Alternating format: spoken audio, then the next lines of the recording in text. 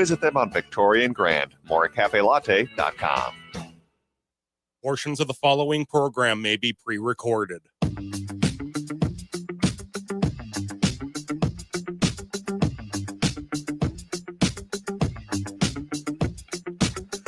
Broadcasting live on AM 950, the Progressive Voice of Minnesota, in the evenings on WCPT 820 Chicago's Progressive Talk, in the nighttime hours and in the afternoon drive on 1150 AM KKNW in Seattle, and of course on BAM, Blue Amp Media at blueamp.co on Substack.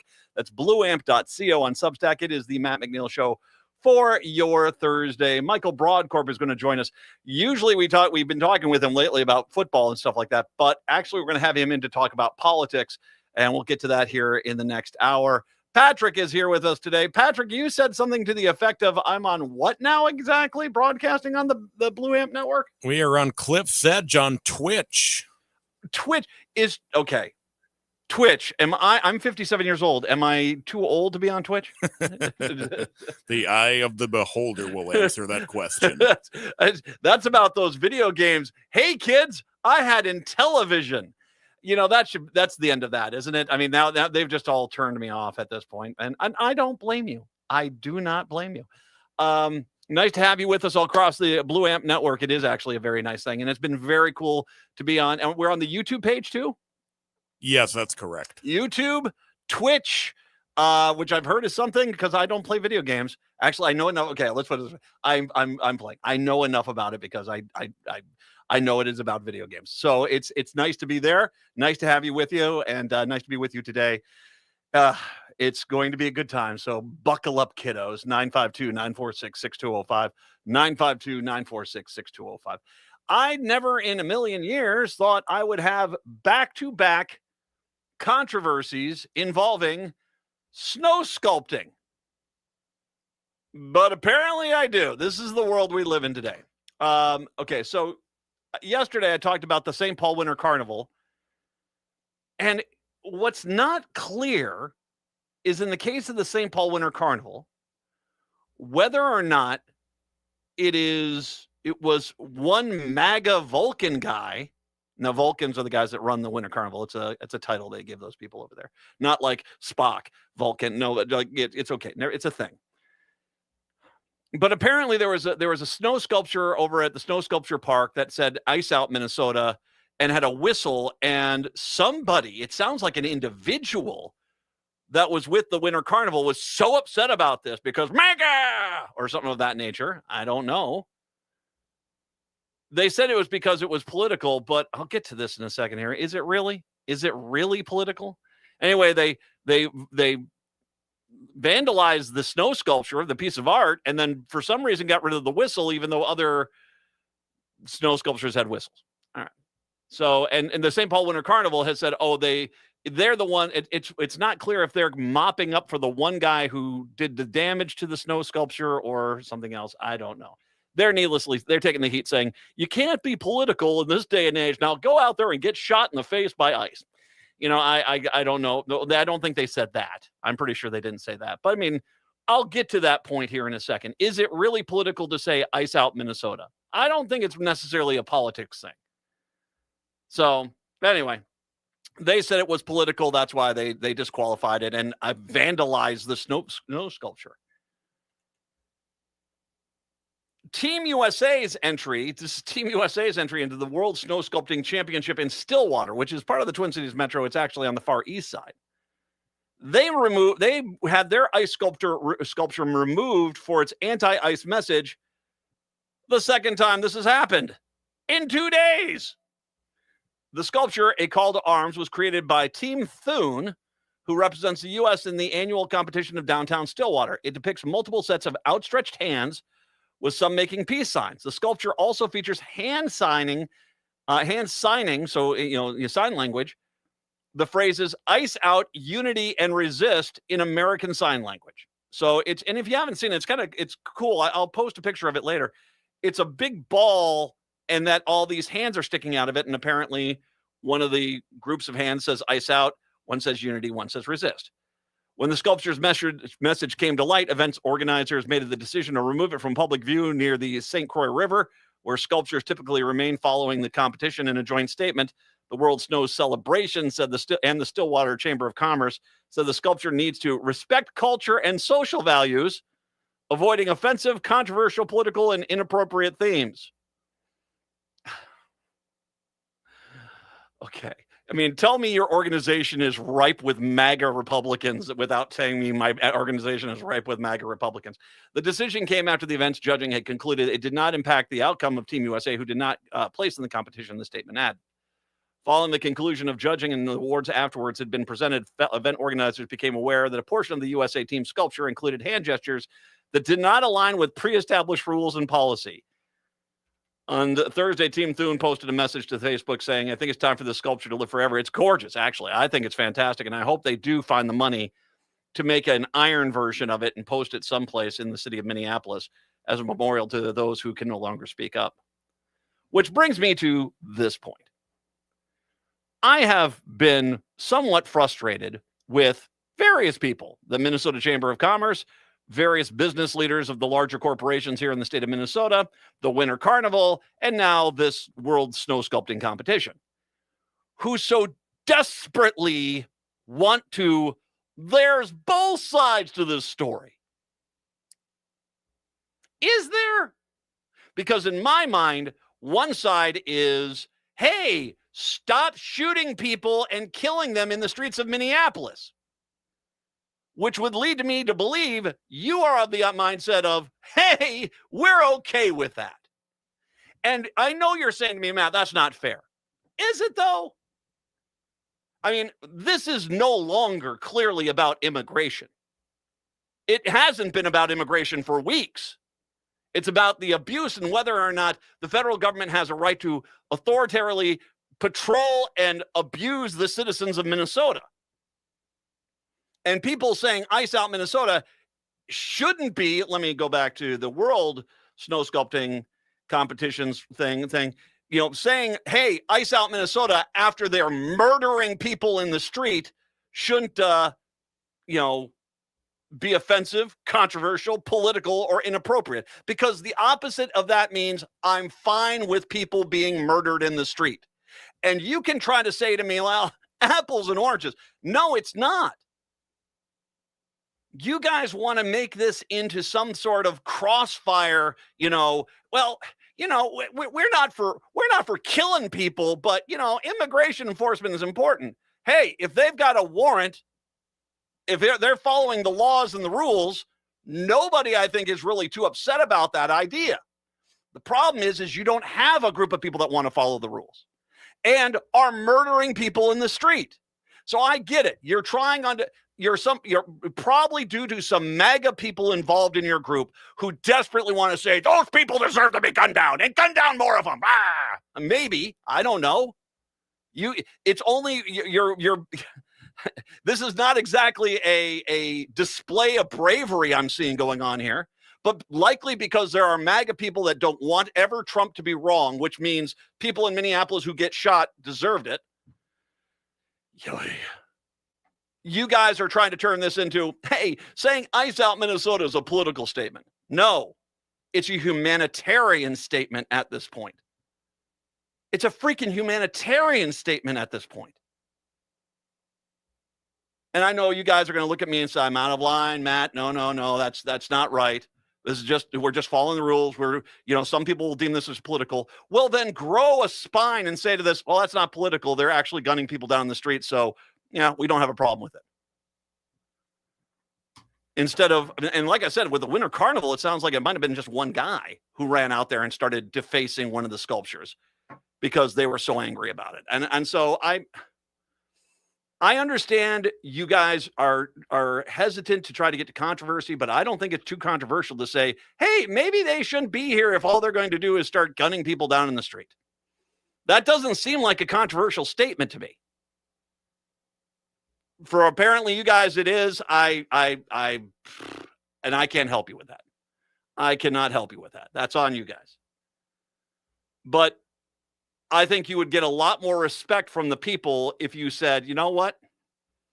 Maybe they shouldn't be here. If this is what they're going to do, maybe this isn't political, that this is humanitarian to suggest this. And if you put a snow sculpture out there saying, you know what, hey, let's feed the world, would any of you had a problem with that? If the Minnesota Chamber of Commerce and Minnesota business leaders were talking about that? You know, I get it. You're embarrassed. This is ugly. This is horrible. This is disgusting what the Republicans are doing to the state of Minnesota. I get it. But you trying to find some sort of toehold on that cliff to hang on to and argue that, you know, we're taking the middle road. There is no middle road here. And so I'm a little bothered by the fact that this is happening. And like I said, I'm really bothered by the idea of defacing the artwork because you don't like the message it's putting out there. I don't think that would be necessarily anything too hard. And once again, official statements, Winter Carnival and the World Snow Sculpting thing are, you're not supposed to be political, but my problem is, why is Ice Out Minnesota a political statement when they're killing people in the streets? That doesn't seem like a political statement, because to imply there's another side to that is implying that somehow, some way, the other side of that argument makes any sense. And I think we all can agree that's not true. And if you don't agree with that, just go the hell away. How about I say it like that? 952-946-6205. Speaking of ICE, Bilbo Hitler showed back up again. Bovino had a final statement. Team, behind me are a few individuals there. Their original turn and burn. These folks that helped make America. You know what? I'm very proud of what you, the Mean Green Machine, are doing in Minneapolis right now, just like you've done across the United States over these past or tough 9 months. And I want you to know that you're a modern day equivalent of turn and burn. It makes me very proud. I also want you to know that I got your back now and always. I love you. I support you and I salute you. That's Bovino talking to the ICE agency left behind. Turn and burn. I thought that wasn't that a term they used in Vietnam when they went and raided villages? Yikes. The Mean Green Machine. Guys, we're American citizens here, right? Well, I guess, what was it? Holman today was talking about the operations and theater that has been using military terms to describe Minneapolis, like the theater of operation here that we're taking. Come on, guys. We're human beings. We're American citizens. I get it. You're going through your fantasy world of, I'm showing those liberals, but you're horrible, horrible people. You're horrible, horrible people. Somebody has to tell you. In the same sense as apparently I have to tell people that Ice Out Minnesota is not necessarily political, but just humanitarian at this point. It is the Matt McNeil Show. AM 950 would like to thank everyone who joined and donated during our winter membership drive. Your support shows that Minnesotans still value an independent progressive radio station that delivers facts, not spin. AM 950 is locally owned, based right here in the Twin Cities, and dedicated to uplifting small businesses and diverse communities. At a time when some voices are being pushed aside, AM 950 refuses to be silenced. Please help keep progressive radio on the air. Visit am950radio.com and donate today. Peace of mind shouldn't cost a fortune. We keep things simple at Schroman Law because we believe planning for your estate and end-of-life care shouldn't be stressful or expensive. Every client relationship starts with a free consultation so clients have the information they need before making important decisions. From there, we work closely with clients to ensure they are choosing the most efficient and cost-effective plans for their specific needs. Schedule a free consultation today at schromanlaw.com. That's SCHROMEN law.com. Winter reading, losing yourself under a blanket with the fireplace blazing away while submerging yourself in a book and trying to finish just one more page? Winter nights are the perfect time to read, and that's where Next Chapter Booksellers can help. They're independently owned and have all the bestsellers and new releases. Not sure what to get? Their friendly booksellers are great at recommendations. That's your winter reading headquarters. Next Chapter Booksellers off Snelling and Grand. More at nextchapterbooksellers.com. In today's uncertain times, Woodland Stoves and Fireplaces believes that a fire can add comfort and security to your life. At Woodland, our mission is to connect you to a place for fire that works. Woodland Stoves and Fireplaces installed our wood stove years ago, and we still love it. Watching the fire, feeling the heat, is a joy we experience every day. And knowing we have a reliable heat source makes us feel snug and safe. There are many choices in wood, gas, or electric. For diversity and styles, at Woodland Stoves and Fireplaces, we display over 180 models, and 35 of these are burning displays. You can experience the glow and warmth of a live fire. Whether wood, gas, or electric, find a fire that warms your heart, a fire that adds comfort and security to your life. See the many choices at Woodland Stoves and Fireplaces, located on the corner of East Franklin and Riverside Avenue in Minneapolis, and online at woodlandstoves.com. Woodland Stoves and Fireplaces since 1977. For over 48 years, our slogan has been, out of the ordinary products and services. Our mission is to get you a fireplace that works in your life. Hi, this is Frank Brown with Minuteman Press Uptown. It's election season. If you're campaigning for a candidate, your outreach needs top quality union printed materials, from direct mail and yard signs to door hangers, buttons, t-shirts, and flyers. Minuteman Uptown is your union shop to get people to the polls. We print everything. We'll keep your candidate top of mind, target your message with a laser focus, and maximize your voter turnout efforts. Get started today at mpuptown.com. That's mpuptown.com.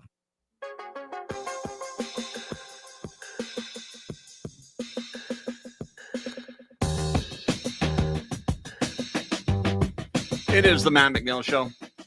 Speaking of ice in Minnesota, Tom Homan decided to speak up.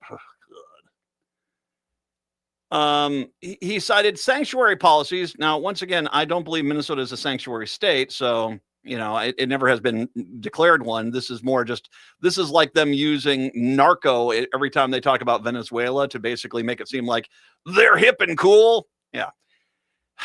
Anyway, sanctuary policies, the Biden administration's ineffective border enforcement as the reason for the ongoing massive presence of immigration agents in Minnesota in a press conference on Thursday morning. Homan took over operations in Minnesota Monday from Border Patrol Commander Gregory Bavino. That was a misprint. Gregory Bavino, who was demoted after his agent shot and killed Alex Preddy in Minneapolis over the weekend. 3,000 immigration agents remain in Minnesota. Homan said the reduction in force depends on cooperation from elected officials. Now, once again, I'm going to say this because we've talked about this before. Pretty much everyone, Democrat, Republican, has said the same thing.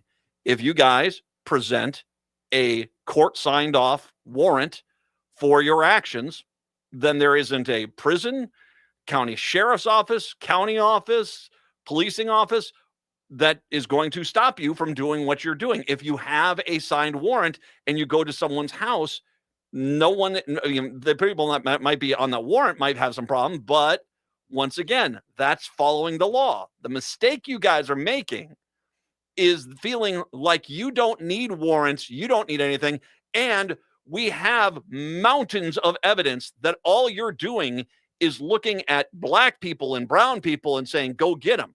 You've disappeared 3 Native Americans who immigration should have absolutely nothing to do with. Absolutely nothing to do with. And also, we should talk about the fact that there have been multiple police officers off-duty police officers who have been detained by ICE because you look like you're doing something wrong. So this isn't about you guys just don't want to follow the law. And matter of fact, once again, I'm going to go back to something that the Minnesota County Sheriff's Association, not exactly a liberal group. These are far-right guys. They basically said what they want the counties to do is to basically put themselves in the judicial fire for ICE, to hand over people to ICE without warrant. And then basically then the counties are going to be responsible for civil rights violations, which they've already had that happen in Nobles County. And as the Sheriff's Association said, ICE will not offer you any legal help. They will not offer you any monetary help. They will not offer you anything. So basically, even the right-wing groups are like, no, we're not just going to put ourselves out there so we can get sued into oblivion. So once again, Holman, go get the warrants. Go have legal warrants. Stop with this cluster F that you got going on in the city. Over the past month, immigration agents have shot 3 people, killing 2 racially profiled people, asking them to produce proof of legal residency, detain legal immigrants, and ship them across state lines, including young children, caused numerous car crashes, deployed chemical irritants on public school property, smashed the car windows of observers and arrested them before releasing them without charges, and threatened journalists who were filming them from a distance in a public space, among other high-profile incidents. That, by the way, that crashing the car thing, they're doing that a lot. They will ram their car into a car they want to stop and then accuse the other individual of hitting them. And that's actually, we've gotten that on film a few times. Holman tactically acknowledged the chaos, saying, "I'm not here because the federal government has carried out its mission perfectly." All right. First, I will say there seems to be some understanding that this has not gone well, at least.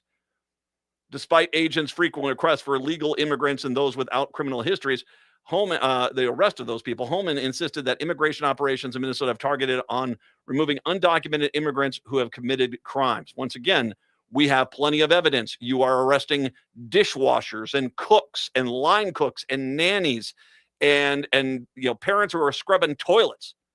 Those aren't criminals. And I get it. Racism is going to racist. That's what you guys are doing. But for goodness sakes, we all see what's going on here.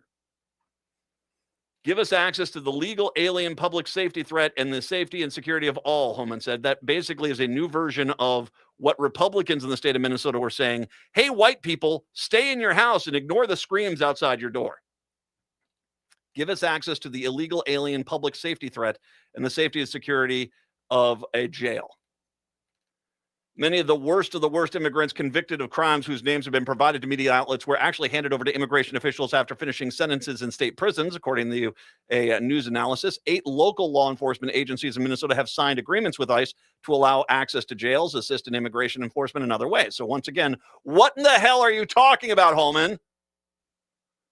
Other Trump administration officials have given different explanations for the ongoing surge and made other demands of elected officials. Initial reports suggested the operation would target Somali Americans. Homeland Security Secretary Kristi Noem, where's the gravel pit, said that the operation began in December, was intended to eradicate fraud.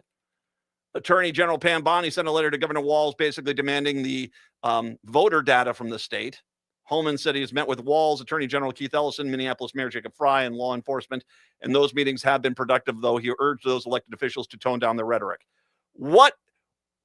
Basically, they don't want you here because you're killing human beings, American citizens, in the streets.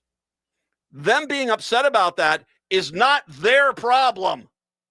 It's yours. The thing is, I hear these guys all the time. They're saying peacefully protest, film what you're seeing, and doing all this stuff. But, and how many videos do we have to see of ICE agents storming into protesters who are nowhere near them just to basically start clubbing them like, they're seals on a beach in the Arctic, for God's sakes. These people are broken people, man. These are broken people. I've begged for the last 2 months on TV for the rhetoric to stop. He didn't, by the way, he did not mention the rhetoric of President Trump calling Somali Americans garbage or his political enemies vermin. That rhetoric, that's okay with Tom Holman. But you saying, hey, peacefully protest. Whoa, whoa, whoa. What's with the rhetoric? I'm tired of all this. Through a spokesperson, Fry responded to Holman's news conference saying, any drawdown of ICE agents is a step in the right direction. But my ask remains the same. Operation Metro Surge must end. Wow, how rhetoric-y. Ooh, the rhetoric-iness. A spokesperson for Walz said, we need to draw down in federal forces, impartial investigations, and the end of the campaign of retribution against Minnesota. Holman seemed to take a shot at his predecessor, Bilbo Hitler, who made frequent appearances in Minneapolis and at the Whipple Federal Building, surrounded by camera people. Holman says, I didn't come here to seek photo ops or headlines. I came here to seek solutions. Okay, I'm okay with that last line there, taking a shot at Bovino. God, that little creepo. Anyway, all right, once again, Tom, how you doing? If you have judicially signed off warrants that apply to the individual, No one in law enforcement or corrections or in the state government has said that they won't honor those. You don't have those. And you keep trying to kick open people's doors, crashing cars into people, and shooting people. That's your problem. Address that first, please. We'll take a break. Come on back. I got to talk about the imploding economy. It's the Matt McNeil Show. I'm standing up for the middle class. Tom Hartman here on the Progressive Voice of Minnesota, AM 950, KTNF, St. Louis Park, Minneapolis, St. Paul. Greg Bakken here. I've told you about the out-of-the-world roast beef sandwiches at Maverick's Real Roast Beef, but I haven't told you about their Philly steak sandwiches, turkey bacon avocado sandwich, BLT, crispy chicken, fish sandwiches, brisket, or pulled pork. Okay, you get the idea. They make a lot of delicious food to the same standard as their famous roast beef sandwiches, and now I'm starving.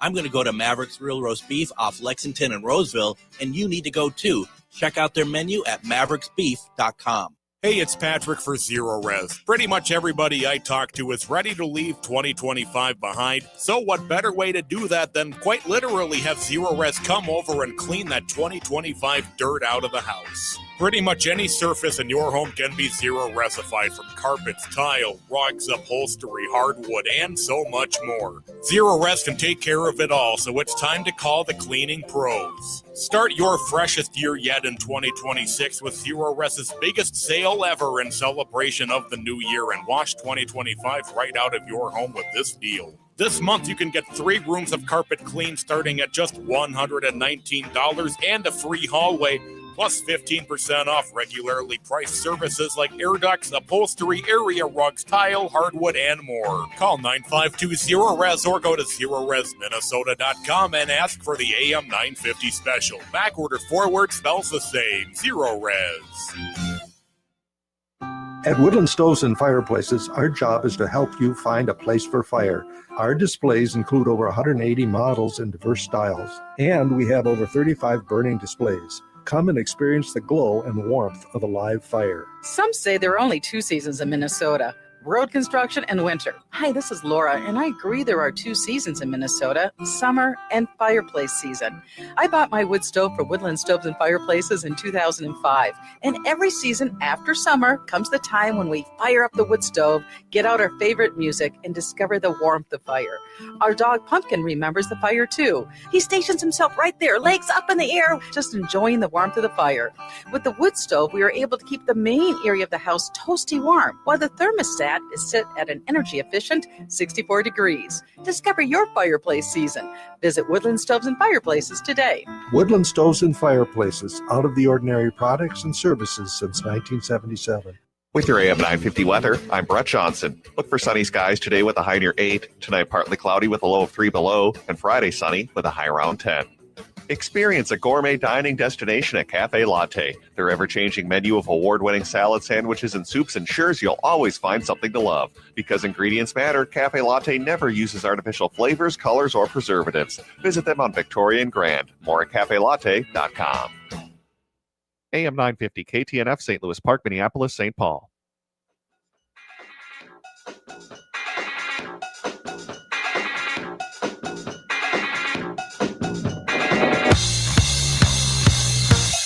Broadcasting in the afternoon drive and nighttime hours in Seattle, 11:50 a.m. KKNW. In Chicago, 9 o'clock hour, Chicago's Progressive Talk, WCPT 820 on BAM, Blue Amp Media at blueamp.co on Substack. That's Blue Amp Media at blueamp.co on Substack, as well as also on Twitch and on YouTube.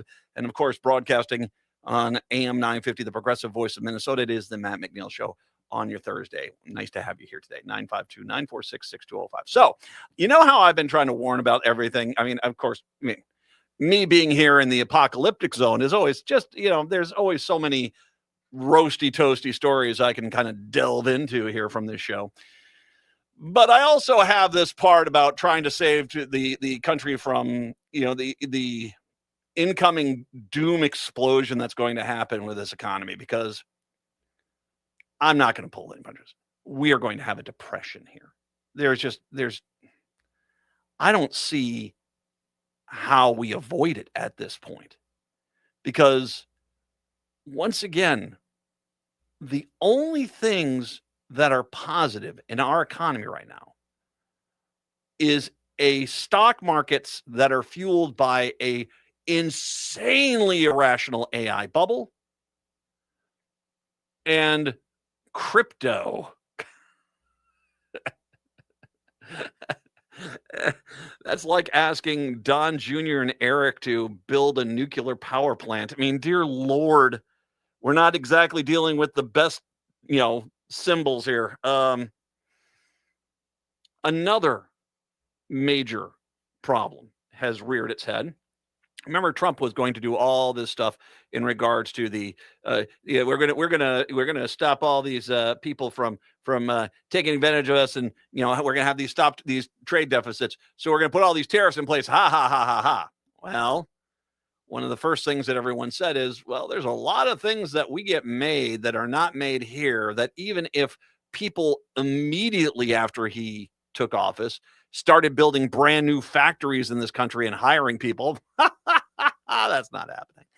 But even if they did, it would take years before we'd be able to offset the amount of products we need from out of the country. You know how we did that? And so people were saying from the get-go, well, wait a second here. If you're going to put these tariffs in place, well, it's going to basically raise prices for a minimal of 3 to 4, maybe 5 years before any kind of manufacturing base gets put back here in the United States. And then there's things like coffee, which we don't really grow that much here. I mean, there's some Hawaiian coffees, but it's there's just not a lot. There's not a lot of bananas that are growing here. There's not a lot of a lot of the tropical fruits are not growing here. So this is a little bit of a problem. I mean, so that no matter how much you do with tariffs, that's going to still be an issue. And the fact that no matter what, even when Trump did his toned down tariffs, he still dramatically jacked up the prices on all these products. Prices which are not paid by the country exporting the product into the United States, but are paid by the American taxpayers. But that idiot doesn't understand what he's doing. Never has. Never has stopped him from ever trying to talk authoritatively about stuff. But God, is he a moron. Well, we now are seeing the kind of the problem that we all pointed out, that people that, and once again, I'm not a genius in any of this stuff. I'm barely literate myself, but I can look at this stuff and say, okay, this doesn't seem to make sense. The U.S. deficit with its global trading partners nearly doubled in November. As the shortfall with the European Union swelled and the impact of Trump's tariffs worked their way through the economy, it shot up to $56.8 billion, an increase of 94.6% from October. Of that gain, about 1/3 came from the European Union, where the goods deficit rose by $8.2 billion. The goods deficit with China decreased by about $1 billion to $13.9 billion. Over a year-to-year basis, the deficit through November stood at $839.5 billion, about 4% higher than the same period in 2024. The increase in the deficit counters Trump's efforts to use tariffs to reduce imbalances around the globe. When announcing so-called reciprocal tariffs in 2025, the White House used the level of trade deficits for varying countries as a baseline to determining the duties. They didn't know what the hell they were talking about. This on top of the idea that the gold market, okay, and once again, gold is, I mean, this is very, barbarian. Hey, look, I dug up this glowy thing from the ground. I want it. That still applies today, by the way. It does. The gold standard, which we are no longer on, but funny enough, JP Morgan was the one that demanded we stay on it. But JP Morgan now sees a scenario where gold, as it continues to surge, could be over $8,000 an ounce, which is crazy. What does that tell you? But what does that tell you? There's a lot of people right now that are frantically trying to get into gold as a safe market, and they're willing, for the short term at least, to pay an extraordinary amount of money for it, because they're anticipating gold is going to even get more expensive in the long run because of how bad things will eventually go. This is what I'm talking about. There are things out there, if you understand why they're doing them, you get scared to death real fast. Because I'm not, Patrick's not, our producer is Patrick, he's not buying gold. Are you buying gold at $8,000 an ounce? That's a little out of my price range. He's wearing, that is a shiny dress suit you got on there. That's very nice. No, but he and I aren't buying $8,000 an ounce of gold. Who's buying it? The insanely wealthy people who are fleeing the traditional investment markets for a safer market. And once again, if you're a wealthy person, you don't buy something for $8,000 if you think that in the short term, that's going to be back down to $4,000 later on.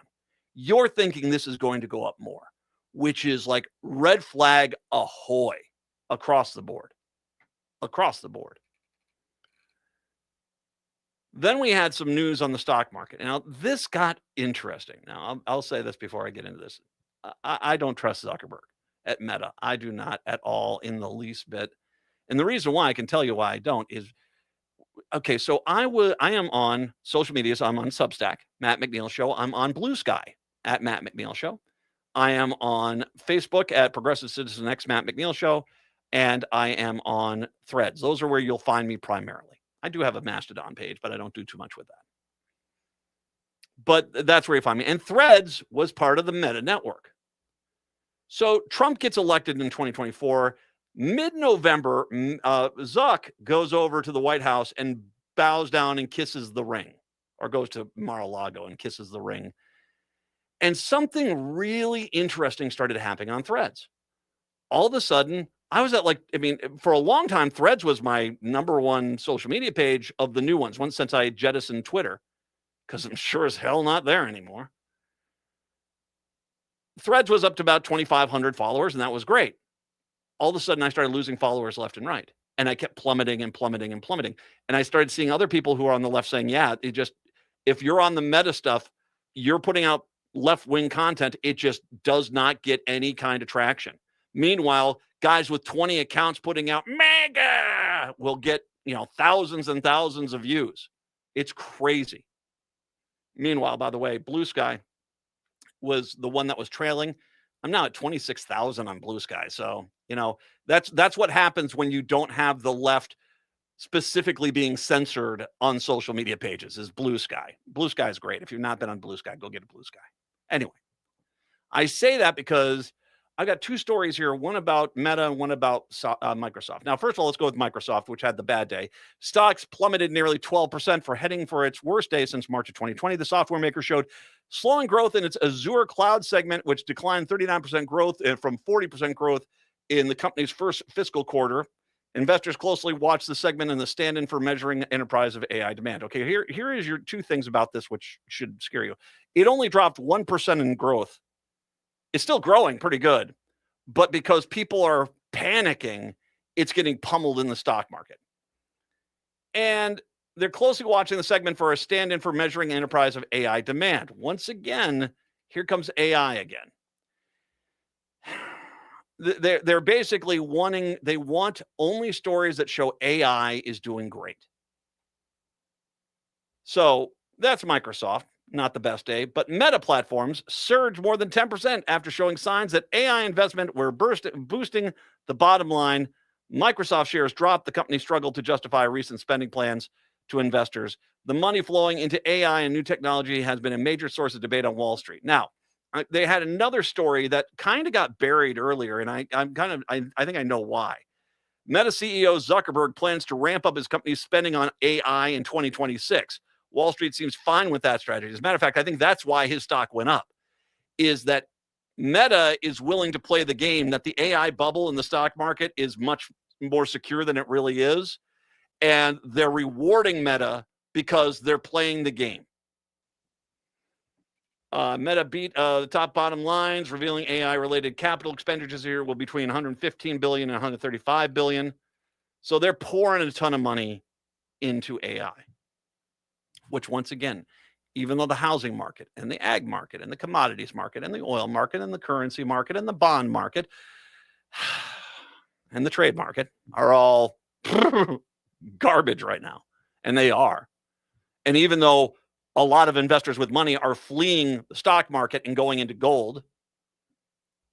The people that want to continue this farce, this charade that the stock market is somehow actually reflecting reality, will get rewarded for that. And that's what I think you're seeing what's going on with Meta. Because there is this other problem out there. Because once again, as this here, and this is such a double-edged sword, all these guys want AI to replace all of our jobs. They do. They keep the people that we get told we have to give all the tax dollars to because they're the job creators. These guys are slicing jobs left and right. And that is the offshoot. That's the other side of the coin when it comes to AI, is that they're pushing this AI and it's out there, but what they're pushing is for AI to take human jobs. And for about 9 months now, since April of last year, the amount, few months into the Trump administration, and these people that are in this started pushing this and pushing this and pushing this.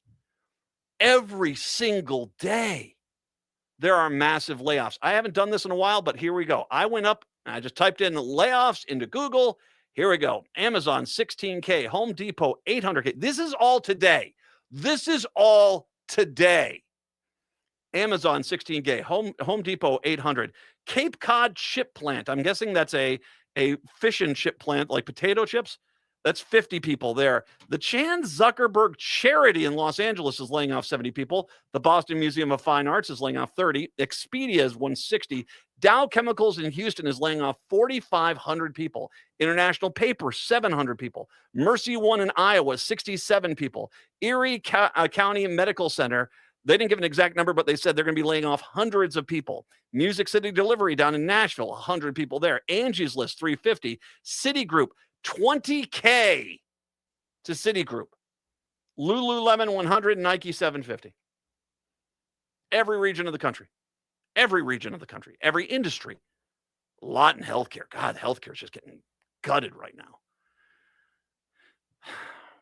You cannot have this daily loss of jobs and think that this is not going to absolutely blow up in your freaking face. You cannot have this. This is why the stock market makes no sense. Everything is pointing. Okay.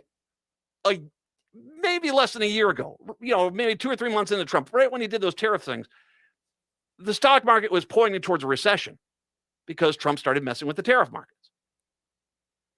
I don't know how, when this collapse does happen, and it will happen because people are not making money because they're getting laid off, and most of the economics things that are going to save us are all crap right now. When this does collapse, we're not looking at a recession. We are looking at a deep, dark, long-term depression. Because right now, that AI bubble is about 4 times worse than the bubble that existed before the crash in 1929. It's worse than the one that was 1987, too. When this thing does collapse, man, a lot of people are going to lose everything. Buyer beware. It is the Matt McNeil Show.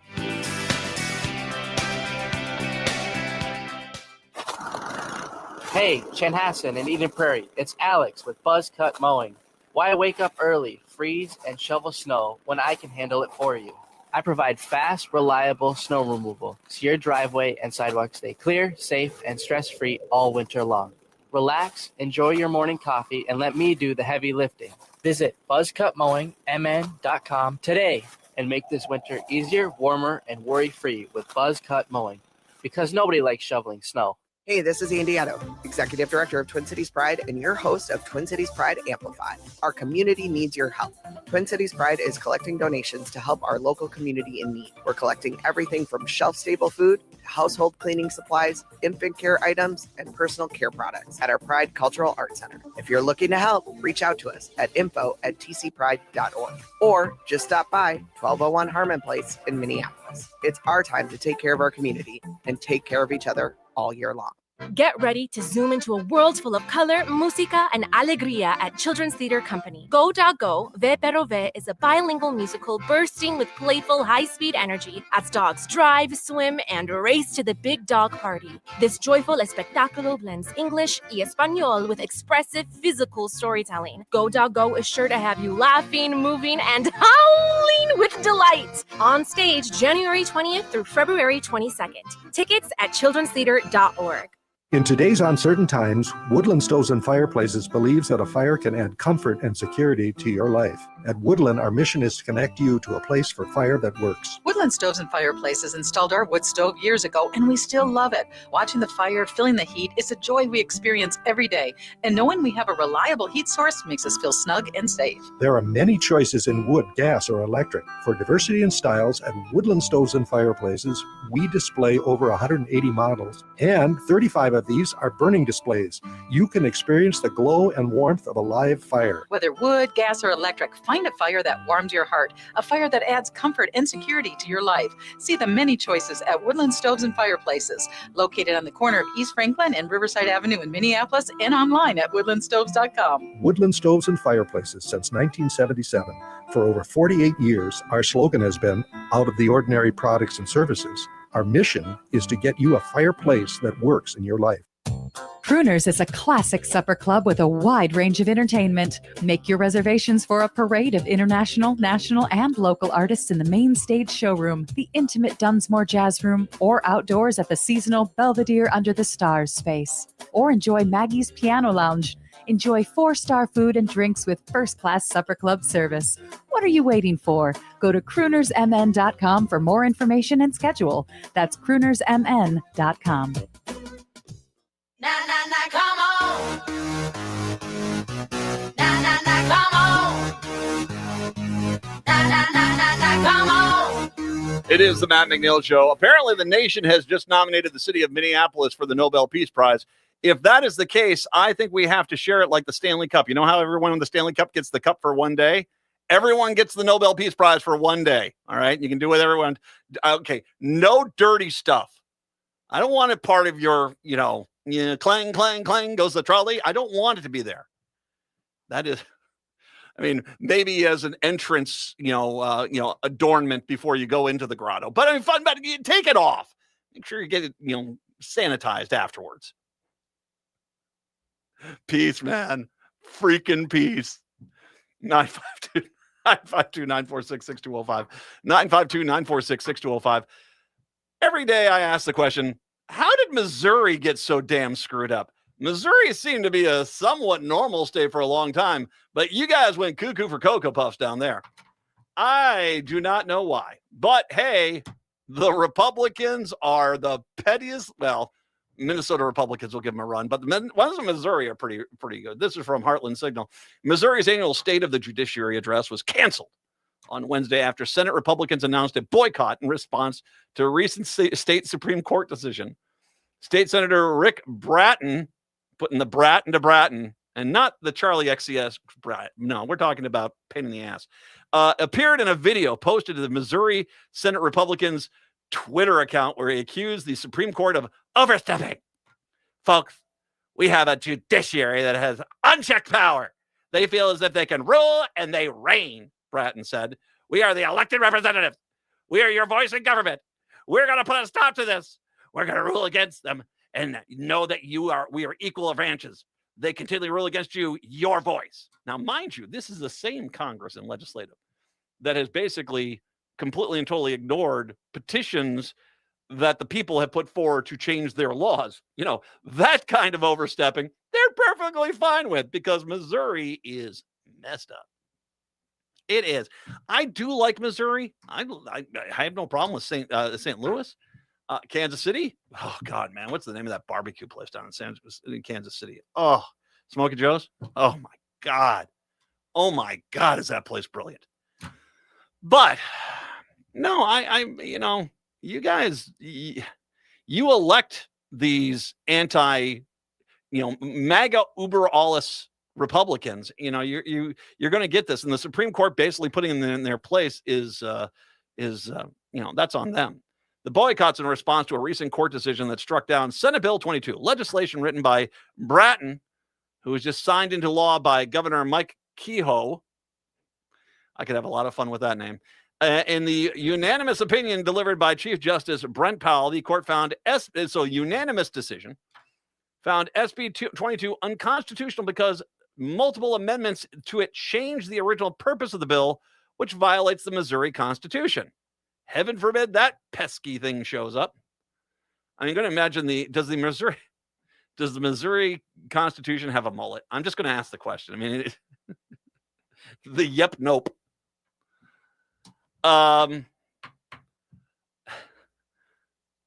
One of the provisions in Senate Bill 22 allowed the Secretary of State's office 3 attempts to write unbiased language for ballot measures.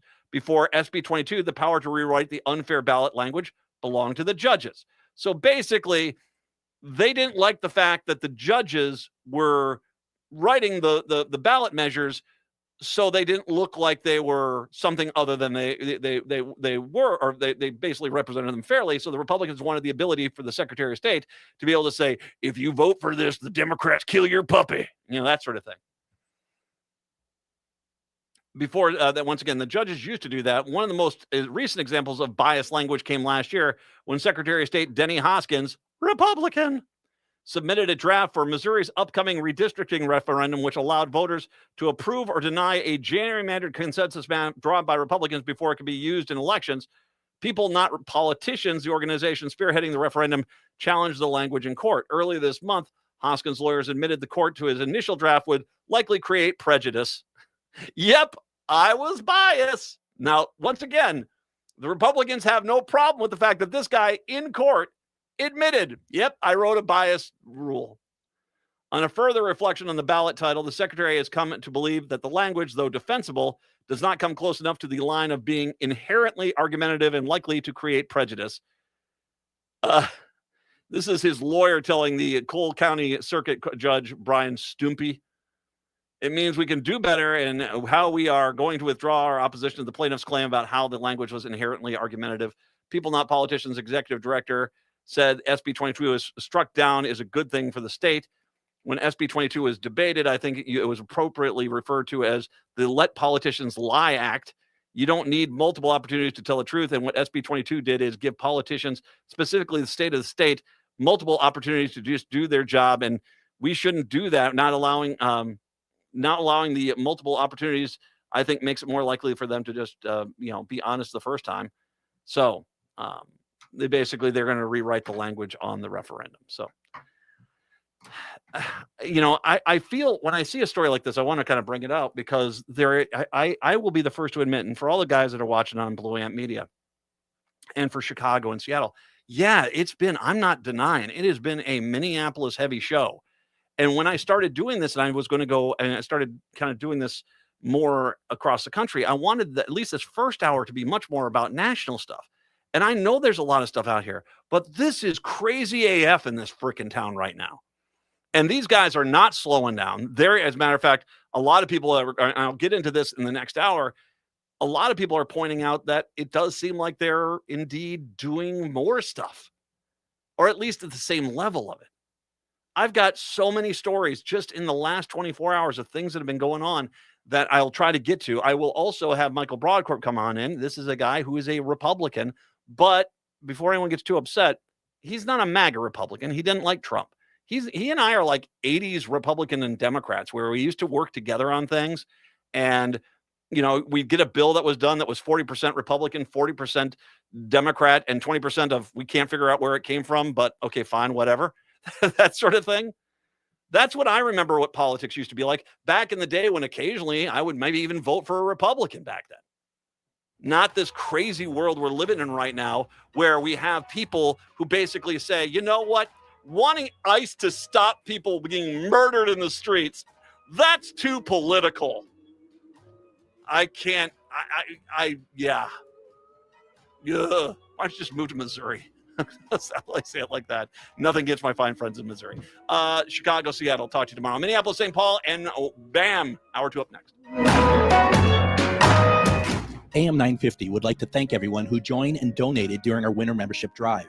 Your support shows that Minnesotans still value an independent progressive radio station that delivers facts, not spin. AM 950 is locally owned, based right here in the Twin Cities, and dedicated to uplifting small businesses and diverse communities.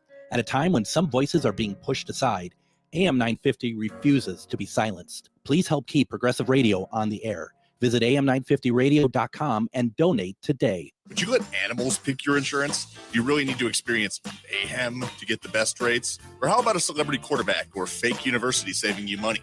There's a lot of marketing stunts when it comes to insurance, but what you really need is someone looking out for you. Call Array Insurance, and they will work hard to find you the best insurance coverage and rates. To avoid gimmicks, call Cheryl at Array, 763-504-3067, or arrayinsurance.com. Array Insurance, working hard for you. Come on, you know it's true. Work is almost bearable when the Stephanie Miller Show is on. AM 950 KTNF, St. Louis Park, Minneapolis, St. Paul, the progressive voice of Minnesota. AP News, I'm Ben Thomas. President Trump's border czar is suggesting there could be a drawdown in the number of immigration enforcement agents in Minneapolis. But Sagar Magani reports there's a caveat. Amid protests over operations and a fatal shooting, President Trump wants this fixed, and I'm going to fix it with your help. Tom Homan says some agents could leave if state and local officials cooperate. Among other things, he's re-upping calls for local jails to transfer custody of illegal immigrants to ICE rather than releasing them and forcing agents to find them. More agents in the jail means less agents in the street. Homan's also doubling down against protesters, calling them agitators, and warning against assaulting or getting in the way of his officers. And there will be zero tolerance. Sagar Magani, Washington. In the Senate, Democrats voted to block legislation to fund the Department of Homeland Security and several other agencies as they continue to negotiate with Republicans and the White House on new restrictions for President Trump's immigration enforcement surge. The Justice Department has charged the man who attacked Representative Ilhan Omar at an event in Minneapolis this week. Hai Panchwani has details. The man arrested for the attack, Anthony Kazmierczak, faces a charge of forcibly assaulting, opposing, impeding, and intimidating Omar. That's according to court papers filed in federal court and made public. An affidavit says authorities determined the substance was water and apple cider vinegar. Kazmierczak has a criminal history and has made online posts supportive of President Donald Trump. I'm Haya Panjwani. Unemployment claims edged lower last week, and mortgage rates have ticked higher, a 30-year averaging 6.1%. And on Wall Street, a day of dramatic swings finished with relatively modest moves. The Dow up, the S&P and the Nasdaq down. This is AP News. Progressive Insurance knows pets, and one of the biggest differences between people and pets is that we don't eat things off the floor. But dogs definitely will, and it makes them so happy, no matter what it looks like, smells like, or what state of decomposition it's in. We all want to go through life that carefree, and that's also why you should get Progressive Pet Insurance, because they eat things off the floor. So protect your pet from all the questionable life decisions they make. You know where they drink from when you're gone, right? Progressive Casualty Insurance Company and Affiliates. Coverage subject to policy terms and conditions. Okay, get this. Now at Wendy's, you get to go biggie with new Biggie deals. That means going biggie with the $4 Biggie Bites, biggier with the $6 Biggie Bag, or biggiest with an $8 Biggie Bundle. So now you can choose and customize your Biggie deal. As you should. Sorry, I get fired up when I'm talking deals. More Biggie options so you can get more of what you really want at Wendy's. Price and participation may vary. Single items at regular price. Prices may be. Next Chapter Booksellers is the perfect destination for indoor winter activities. Cozy up with a book. They have all the bestsellers and new releases. Plus, their booksellers are great at making recommendations. Beyond books, enjoy mind-bending puzzles and family fun board games for those snowy days. And don't miss Next Chapter's in-store events, book clubs, author signings, and children's story time. So stay busy this winter with Next Chapter Booksellers off Snelling and Grand in St. Paul. More at nextchapterbooksellers.com. Hey, this is Andy Otto, Executive Director of Twin Cities Pride and your host of Twin Cities Pride Amplified. Our community needs your help. Twin Cities Pride is collecting donations to help our local community in need. We're collecting everything from shelf-stable food household cleaning supplies, infant care items, and personal care products at our Pride Cultural Arts Center. If you're looking to help, reach out to us at info@tcpride.org or just stop by 1201 Harmon Place in Minneapolis. It's our time to take care of our community and take care of each other all year long. I am the amazing Cassandra, a mechanical fortune teller who can predict the exact date and time of your passing. But 5 teenagers have died, and I alone have the power to save them if they can pass my test of song. Their musical trials begin January 16th at Lyric Arts Theater in Anoka. Ride the cyclone along with them at lyricarts.org. With your AM 950 weather, I'm Brett Johnson. Look for sunny skies today with a high near 8, tonight partly cloudy with a low of 3 below, and Friday sunny with a high around 10. Experience a gourmet dining destination at Cafe Latte. Their ever-changing menu of award-winning salad, sandwiches, and soups ensures you'll always find something to love. Because ingredients matter, Cafe Latte never uses artificial flavors, colors, or preservatives. Visit them on Victoria and Grand. More at cafelatte.com. Portions of the following program may be pre-recorded. Hour number 2 of the show here on your Thursday. Matt and Patrick here. Michael Broadcorp is going to join us here, hopefully here in just a few minutes here to talk a little bit about politics. We usually have had him on, and if you, especially with your Blue Net Media guys that are out there, you've only heard him talk about football. And we actually had him start. He's a big Vikings fan. So we had him during the football season talk Vikings football, which, saved my sanity multiple times during this last few years. And he's pretty, he and I have some fun with that, but he's also known for his politics. And once again, I want to make sure I, put out there, he is a Republican and he does not agree with a lot of things I think as far as how things get worked. But the thing I like about Michael Broadcorp is that he is that 1980s Republican where you can at least have a discussion with them, where you bring your ideas, I'll bring my ideas. We have a talk about it. We figure out what we can work together on and we go from there. That's what I remember politics being when I was a kid, not this my way or the highway. I mean, the amount of people who are right now saying on the right that they feel as if they should go shoot more people in Minneapolis, this is a good start. I mean, this is insanity. And Michael was not a Trump supporter. He actually, campaigned hard for Kamala Harris. So, hopefully he will, join us here before too long. And by the way, he wrote an amazing book that has nothing to do with politics, but this crazy story about these girls. The book's called The Girls Are Gone. And it's an amazing book that details this one parent who basically steals their daughters and ships them out to this horse farm where they're held for years in secret to keep them away from the other parent. And it is an absolutely crazy story. It's very much worth reading, and that it never ceased to amaze me how crazy that story was. So hopefully we'll have Michael join us here before too long. 952-946-6205, 952-946-6205. I do want to make sure I mention that for us here, that there is a bit of breaking news in the state in regards to our governor's race. Now, we have, a lot of states are definitely looking at certain things and certain setups. Some people have no senators up. Some states have one senator up. We have all the state races are up this year in 2026. So governor, lieutenant governor, secretary of state, attorney general, and state auditor. Plus, we have of course, the 8 House reps that are up, including the 4 worthless Republican ones. And then we also have the 1 Senate seat up that Tina Smith decided to not run again. And so she's retiring. And that's looking like it's going to be either Lieutenant Governor Peggy Flanagan or the current 2nd District Congresswoman Angie Craig. Those are the 2 that are facing off, and really kind of a battle of the more progressive side of the party with the more moderate side of the party. We'll see how that goes. The governor's race kind of got shaken up a little bit because Governor Walz had said he was going to run, which basically let most of the rest of the Democrats stay out of the race because no one really wanted to challenge him at that point. But when he decided to not run for another term, he basically created a vacuum. And Amy Klobuchar, is the senator is basically now officially launched a campaign for the Minnesota governor today, seeking to protect her party's hold on the office after Walz abandoned his attempt at getting a third term.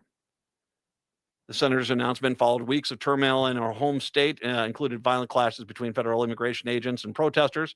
In a 4-minute video announcing her campaign, Klobuchar said, "We cannot sugarcoat how hard this is, but these moments of enormous difficulty, we find strength in our Minnesota values and hard work, freedom and simple decency and goodwill.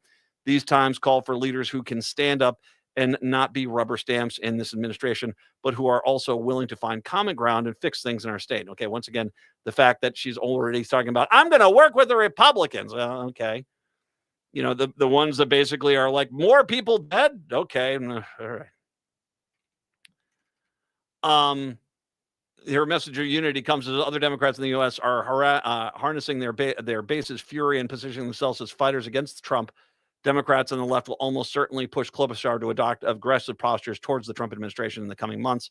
Balancing that demand with the bipartisan reputation will be an early test. And I'm going to just say this.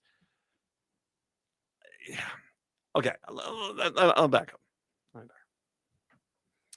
I think Amy Klobuchar is going to mop the floor with the Republicans because she does have a lot of Democrats, including traditional Democrats, who do like her. But she's also one of the most popular Democrats in outstate Minnesota in these Republican territories. And a lot of this actually stems from when she was in office and they were stopping Al Franken from holding his seat. And basically, so she had the responsibility of both senators in her one office, and it got her a lot of kudos from, places, people in rural, Republicans and Democrats across the board. And so when she was on last year, she was on the ballot to run and, absolutely mop the floor with one of the worst candidates in the history of politics, Royce White. Yeah, he was bad, but she did very well in outstate Minnesota, even in a year where Trump did better. I want her to be careful, though. I do not think the Democratic Party right now wants to hear from the freaking moderates. I don't think I get it. This was your whole campaign last 2024. It's like, I'm working with the other side. Okay, great, because you basically decided to throw the rest of the Democratic Party under the bus for your own positions, but fine, whatever. You trying to basically be Republican light is not what the Democratic Party is looking for right now. And maybe that might be what you get in, Wyoming or Idaho, Utah, Alabama, Mississippi. That might work for you down there. Republican light is what the Democrats are. Fine. But Minnesota is not a state that's been shy on the Democratic issues. And as a matter of fact, having been somebody who has paid attention to the politics of the last,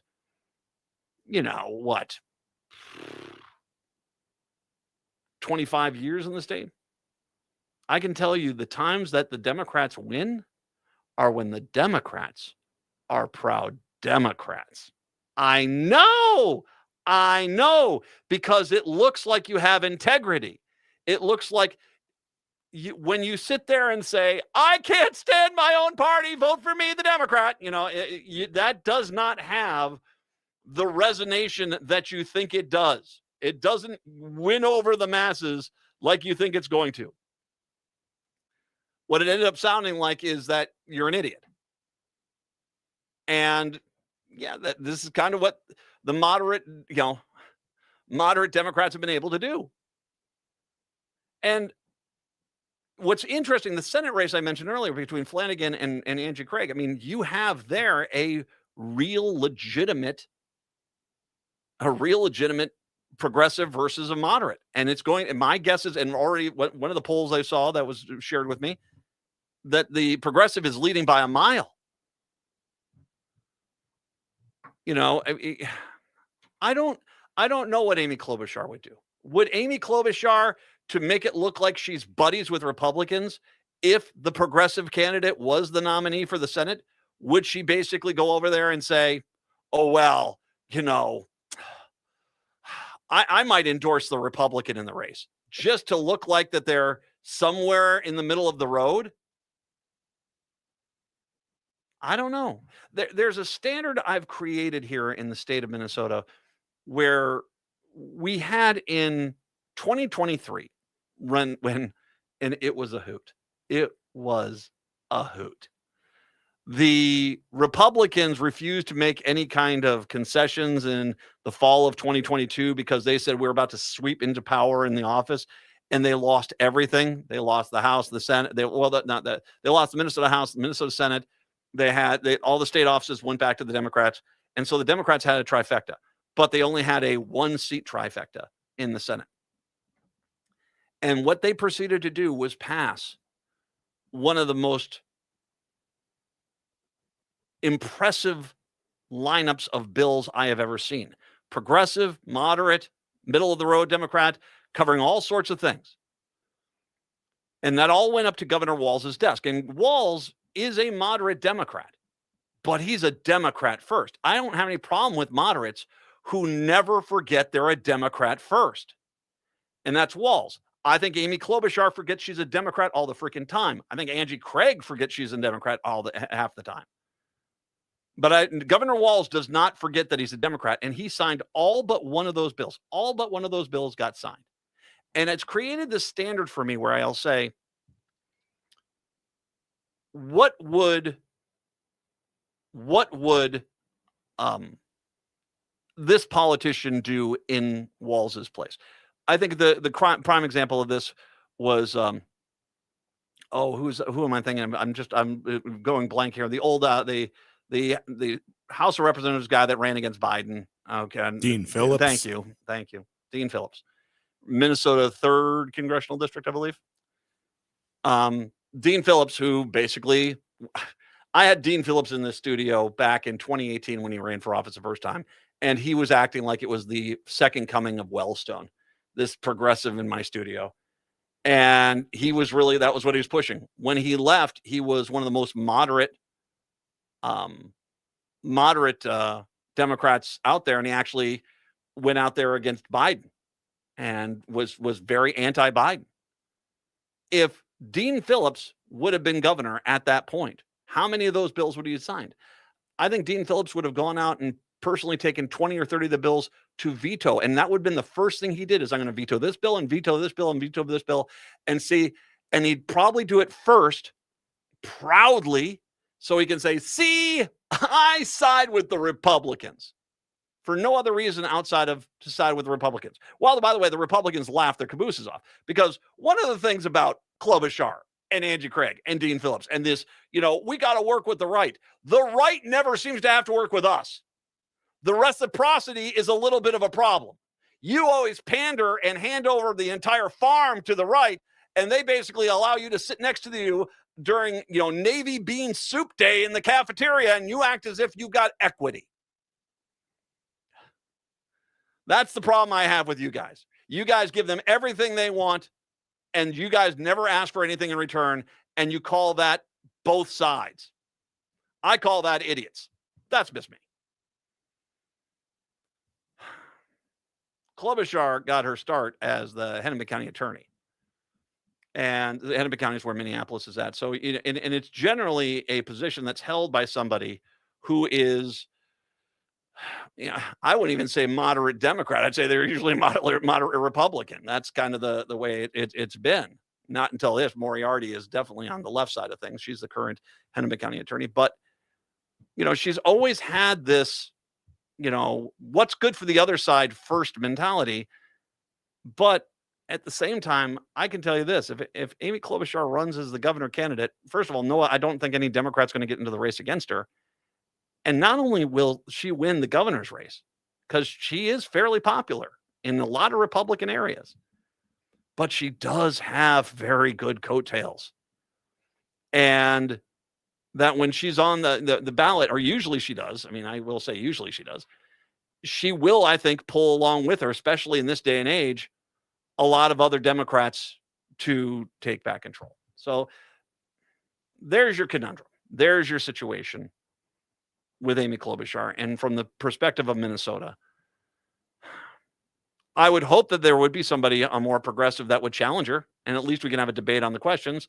But the reality is I also do think that most moderate Democrats, they only just give lip service. They just need to get elected into office, and then they'll basically be that far-right guy, or at least I shouldn't say far-right, but appease the moderate Democrat person and, and then act as if, that isn't it great? I'm the one guy here that's bipartisan as you lose constantly on bills. Because let's face it, we don't get into the mess we're in this country without a lot of moderate Democrats basically selling out this country for a few campaign donation dollars, some words on a mailer so they can say I'm bipartisan.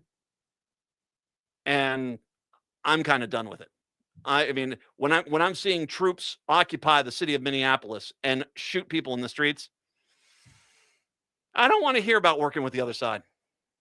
I don't want to hear about that anymore. I want to hear what are you going to do to get these people out of here? 952-946-6205, 952-946-6205. We'll take a break. Come on back. It is the Matt McNeil Show on your Thursday.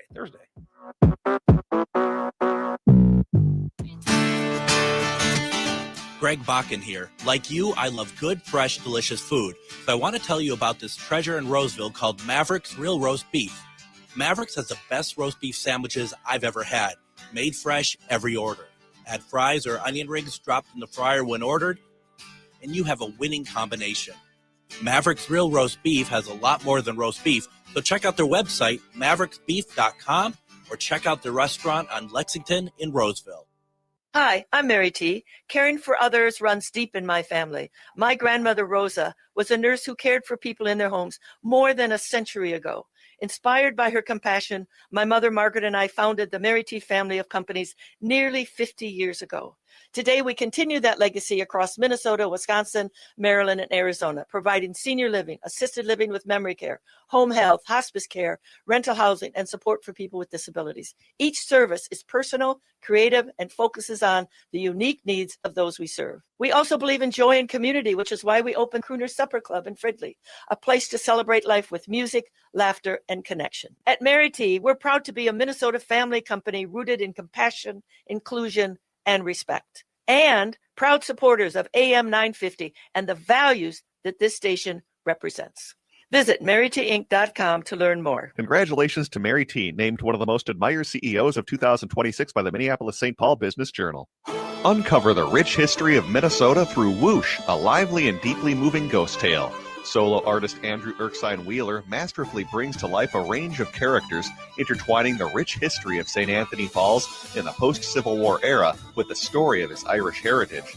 This award-winning show weaves a hauntingly local and unforgettable ghost story through compelling song and storytelling. The History Theater's Whoosh plays January 29th through February 22nd. Find tickets at historytheater.com.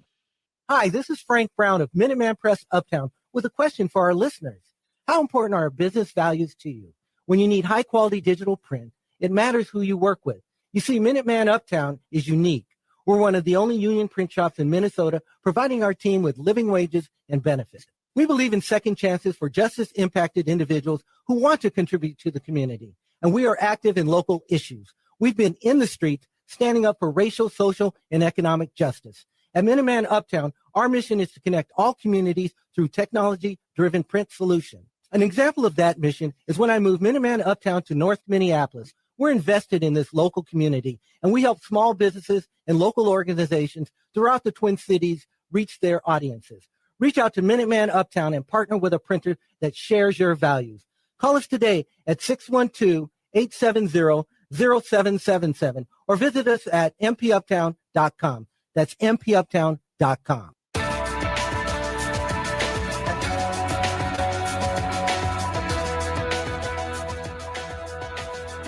Broadcasting on the Blue Amp Media, blueamp.co, on Substack, and of course on AM 950, the Progressive Voice of Minnesota. It is the Matt McNeil Show. By the way, people asked about Michael Broadcorp, who I'm hoping he'll join us here before too long today to talk a little politics. If the story, The Girls Are Gone, is it a true story? Yes, it is. It's actually a true story. So It's crazy. If you've not read that book is nuts. And he did it with Alice Mann. It's a very good book. You should definitely go and read that. Local police have arrested and booked Anthony Karmazak, I believe that, Karmazak, 55, for third-degree assault after he appeared to spray Ilhan Omar, the Minnesota 5th Congressional District representative, with a acidic-smelling liquid from a syringe as she addressed constituents at the lectern. In a criminal complaint filed on Wednesday, the Justice Department charged Kazmierzak with a single count, alleging he forcibly assaulted, opposed, impeded, intimidated, and interfered with Omar, a crime that carries up to 1 year in prison. The documents outline how the FBI spoke with a close associate of Kazmierzak, who said that the accused called for somebody to kill that B word, referring to Omar. Law enforcement also found a cartoon that Kazmierzak shared on his public profile on Facebook in 2021, which criticized Omar for her stances on security spending during nationwide calls to defund the police. Reports show that Kazmierzak also followed several conservative activists and commentators on his social media pages. You can always tell which ones did. They did, because those are the people who are frantically putting out notifications saying, well, I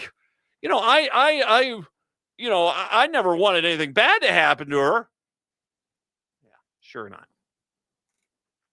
Just hours before the attack in North Minneapolis, Trump continued to hurl xenophobic comments to Omar while delivering remarks in Iowa, despite bipartisan condemnation by members of Congress. The president remained unsympathetic about the incident, basically that she had herself sprayed, which she didn't.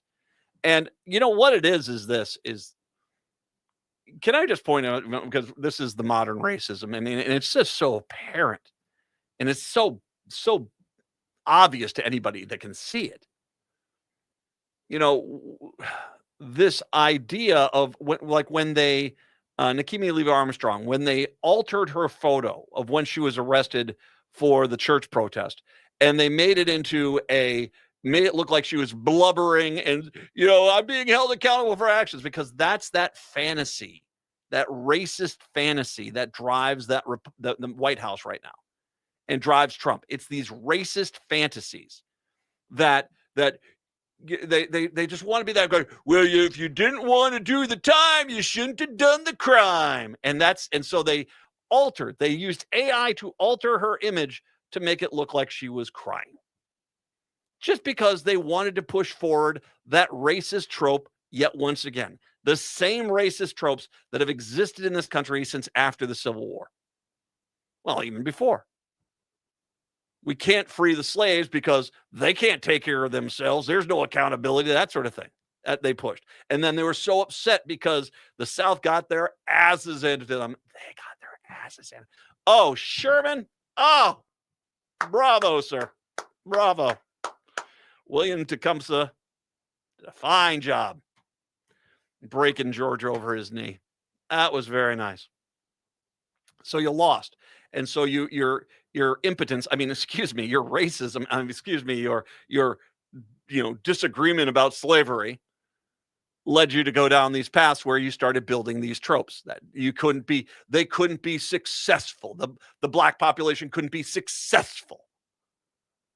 And when the black population was successful, like Tulsa, the white people were so incensed that they actually were having success, they went in there, killed them all, and burned it to the ground. That's kind of what they do. So, yeah, it is. This is the reason why they did the whole thing now with the racist narratives with Nikemi Levy Armstrong. The reason why they basically they're out harassing anyone who's black or brown skinned. The reason why they want to make sure everyone only thinks that Ilhan Omar attacked herself is because they're racist pigs. And because, let's be honest, what Ilhan Omar did was really the thing that scared the living daylights out of the racists most of all. Did you see her get ready to pop that dude? She was going to drop him. I mean, She was going to drop him. And you see, that is everything. I mean, that entire incident, a racist pig who basically wants to intimidate somebody and wants to try to scare someone into submission, gets caught, and for a split second, it looks like the minority they tried to vilify is going to get a good shot in on them. And to a point, I wish they would have let her, because I'm going to bet you that would have left a mark. I've interviewed Ilhan Omar in the studio multiple times. She's fantastic. One of the worst things when they redistricted in Minnesota here in 2020, I was in her district for a long time. They moved me about 4 blocks out. I'm so upset about that. Loved being in her district. But and Kelly Morrison is fine. My rep now is Kelly Morrison, and she's fine. This is nothing against her, but it just is the doctor. But yeah, no, that, you see, that's what is fantastic. Is she kind of, by her own action, her own instincts, negated the entire narrative that was getting pushed. Oh, we do have, we're going to take a break. We're going to come back. Michael Broadcorp is going to join us when we do return, because I want to get his take on what's been going on here. And we'll give you an update on some of the things that have been going on today as well. 952-946-6205. It is the Matt McNeil Show here on your Thursday. I'm Beth Thompson, owner of Big Hill Books. Our fans call us the happiest bookstore in the Twin Cities. And honestly, we take that seriously. When the news gets grim, we choose joy. When things get dark, we read. So come meet Gigi the shop dog, our 2 feline co-workers, and maybe find your next favorite book. We're at 405 Penn Avenue South in Bryn Mawr, or bighillbooks.com. Say you heard about us on AM 950. We can't wait to meet you. Hi, this is Frank Brown of Minuteman Press Uptown with a question for our listeners. How important are business values to you? When you need high-quality digital print, it matters who you work with. You see, Minuteman Uptown is unique. We're one of the only union print shops in Minnesota providing our team with living wages and benefits. We believe in second chances for justice-impacted individuals who want to contribute to the community, and we are active in local issues. We've been in the streets standing up for racial, social, and economic justice. At Minuteman Uptown, our mission is to connect all communities through technology-driven print solutions. An example of that mission is when I moved Minuteman Uptown to North Minneapolis. We're invested in this local community, and we help small businesses and local organizations throughout the Twin Cities reach their audiences. Reach out to Minuteman Uptown and partner with a printer that shares your values. Call us today at 612-870-0777 or visit us at mpuptown.com. That's mpuptown.com. Greg Bakken here. I've told you about the out-of-the-world roast beef sandwiches at Maverick's Real Roast Beef, but I haven't told you about their Philly steak sandwiches, turkey bacon avocado sandwich, BLT, crispy chicken, fish sandwiches, brisket, or pulled pork. Okay, you get the idea. They make a lot of delicious food to the same standard as their famous roast beef sandwiches, and now I'm starving. I'm going to go to Maverick's Real Roast Beef off Lexington and Roseville, and you need to go too. Check out their menu at mavericksbeef.com. Hey, it's Patrick for Zero Res. Pretty much everybody I talk to is ready to leave 2025 behind. So what better way to do that than quite literally have Zero Res come over and clean that 2025 dirt out of the house. Pretty much any surface in your home can be Zero Resified. Carpets, tile, rugs, upholstery, hardwood, and so much more. Zero Res can take care of it all, so it's time to call the cleaning pros. Start your freshest year yet in 2026 with Zero Res's biggest sale ever in celebration of the new year, and wash 2025 right out of your home with this deal. This month, you can get 3 rooms of carpet clean starting at just $119 and a free hallway, plus 15% off regularly priced services like air ducts, upholstery, area rugs, tile, hardwood, and more. Call 952-ZERO-RES or go to ZeroResMinnesota.com and ask for the AM 950 special. Backward or forward spells the same. Zero Res. With your AM 950 weather, I'm Patrick Lilia. Tonight, cloudy with a low of 4 below, then Friday, sunshine with a high of 9. There's something for everybody at Cafe Latte in St. Paul. From award-winning soup, salad, sandwiches, and desserts to treats from the bakery made fresh daily and a pizza and wine bar. Cafe Latte is located on the corner of Grand Avenue and Victoria Street. Check them out at cafelatte.com. You're listening to AM 950, the progressive voice of Minnesota.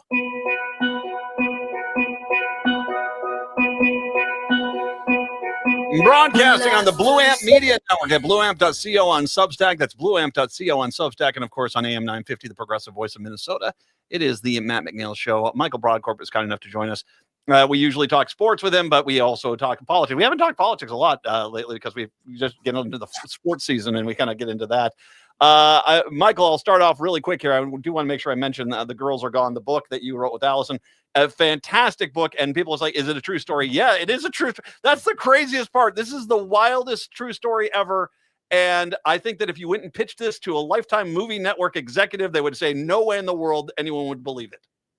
Good minds think alike, and that's a lot of people have we've run into some of those pitches, but I appreciate your advocacy after the book was written, but also during the time that those girls were missing. You were very, very helpful and instrumental in raising awareness about that situation. So thank you, sir.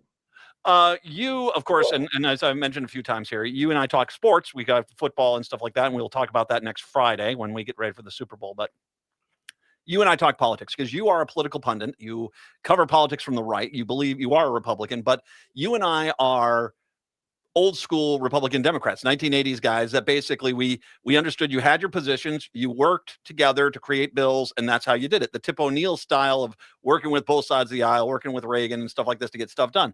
That's what I grew up with. And it's not kind of what we have today. And I do think we could solve a lot of our problems if we actually went back to that standard of politics. And I think that you and I being friends kind of proves to me that there are still people that feel like this, that we can work together on this. We have been going through an insane month. This month has been crazy. And I feel like I'm 100 years older than I was at the beginning of the new year.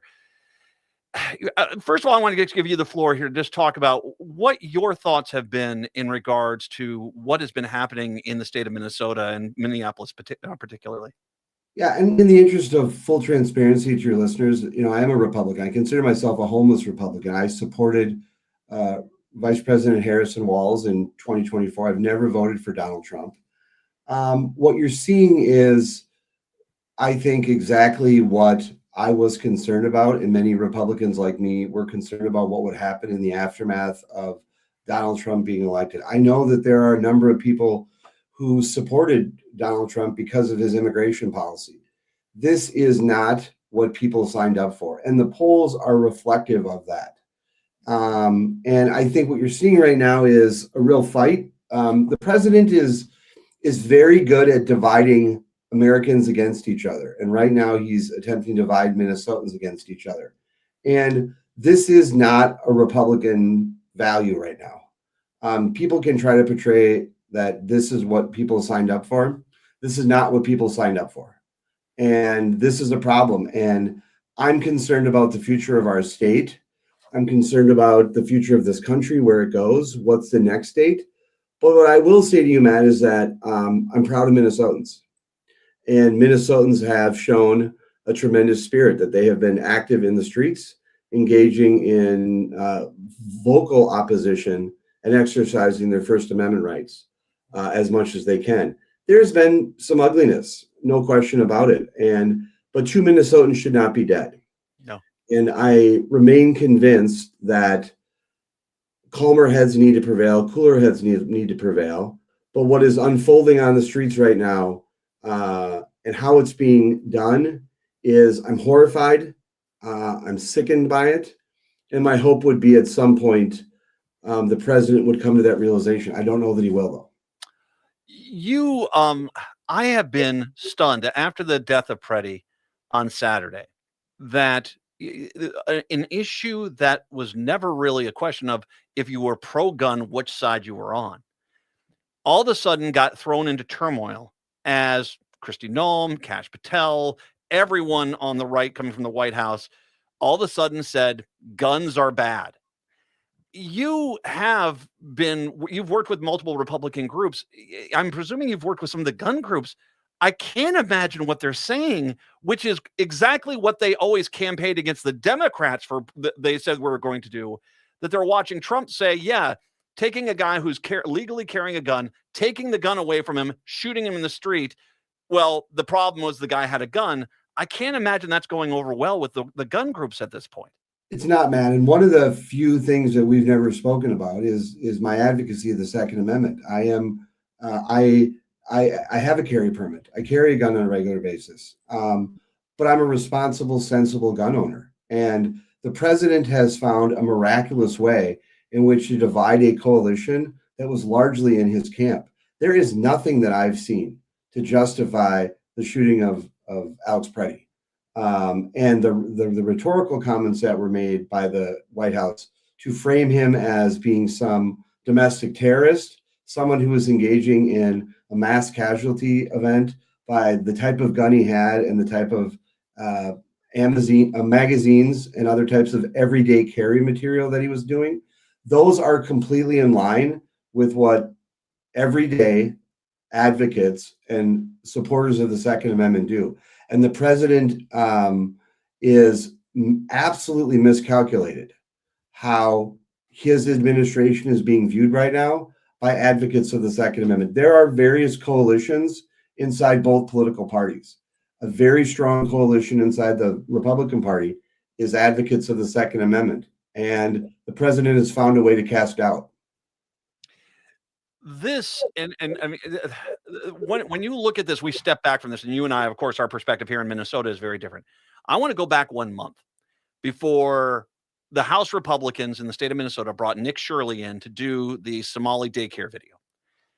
And I'm not going to say that it was. I still think the Democrats were probably going to be favored because I'm concerned about the economy and stuff like this. There are other things that are playing into play, but it was the Republicans had some hope that they might be able to buck the trend, which might hit a lot of other states where they could maybe even pick up a seat or two or pick up one of the statewide races. They had a lot of fraud cases where they were focusing on. They brought in Nick Shirley to try to highlight one of those fraud cases with the intent of getting that video in front of Trump, which was where the mistake was made. And the idea that you can kind of somehow turn on the faucet and control and use your hand to control, stop the water. That's not how it works. And Trump basically, whatever the reason, whether he's trying to obscure from the Epstein files, he just basically, was doing what Stephen Miller wanted to, went full force against Minnesota. Since that point, the prosecutors that were the main point people for the fraud have all resigned because they were pulled off fraud and told to investigate Renee Good's wife.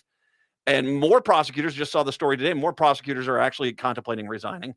And what was a pretty viable political issue in fraud, I got to admit, I mean, tyranny on the streets, having a militarized federal police force abusing the citizens of Minneapolis.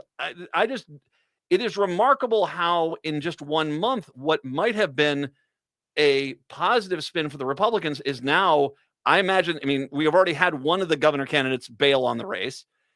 I'm going to bet you're going to have more, especially now that Klobuchar is going to be running. It is amazing how the political tides have changed because of really what was started back when they brought that Nick Shirley guy in to do the video. Correct. I will tell you that Republicans are facing an entirely different political landscape today than they were a month ago. And let me also go a step further.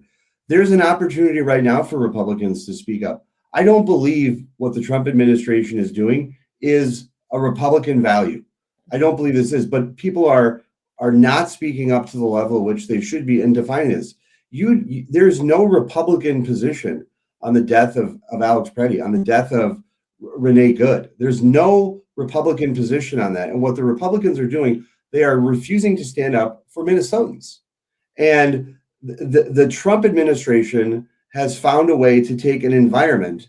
And I agree with you, Matt. I was someone that was saying that the political climate 6 weeks ago on fraud was going to be a very interesting dynamic for Republicans coming in the election.